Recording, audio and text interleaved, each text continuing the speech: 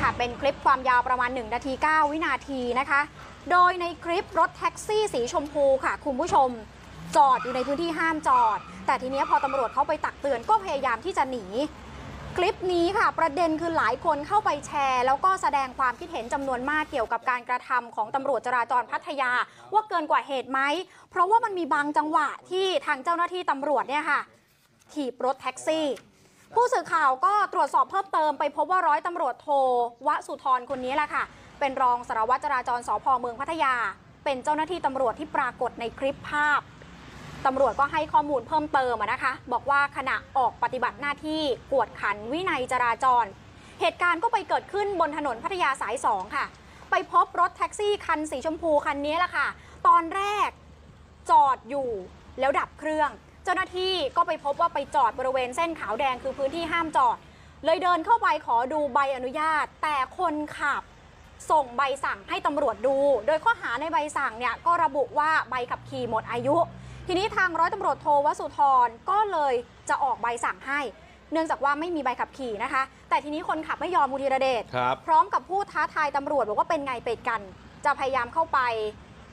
ตักเตือนก็ไม่ยอมก็จะขับรถหลบหนีให้ได้แต่ว่าจังหวะนั้นเห็นไหมคะมีรถ2 แถวจอดอยู่ข้างหน้า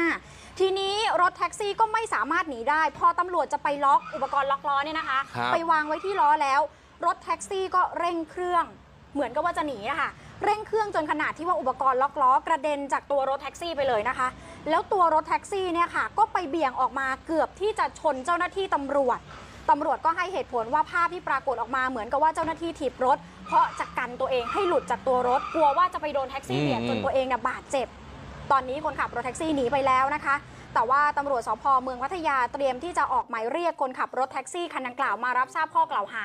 3 ข้อหาที่ตำรวจเขาตั้งไว้ก็คือจอดรถในพื้นที่ห้ามจอดขับรถโดยไม่คำนึงถึงอันตรายของผู้อื่นแล้วก็ขับรถโดยไม่มีใบอนุญาตขับขี่ด้วยค่ะตำรวจที่อยู่ในเหตุการณ์ครับมีการชี้แจงอ้างว่านะครับว่าเป็นการทำตามยุทธวิธีถ้าเกิดว่าสังเกตเห็นนะครับในคลิปภาพก็จะปรากฏว่าอย่างรถแท็กซี่คันนี้จอดอยู่ที่ด้านหลังแต่ว่ามีรถ2 แถวเนี่ยมาช่วยบังให้นะมีการเจรจากันก่อนหน้านี้ตำรวจก็อ้างว่าทางด้านคนขับเนี่ยพูดจาไม่ดีด้วยและหลังจากที่จะดำเนินคดีครับปรากฏว่าเนี่ยเตรียมที่จะล็อกล้อใช่ไหมขับไป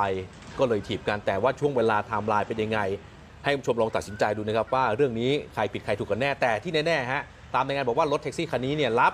ผู้โดยสารมาจากกรุงเทพมาส่งในพื้นที่ตรงนี้และก็เตรียมที่จะหาคนกลับไปด้วยไง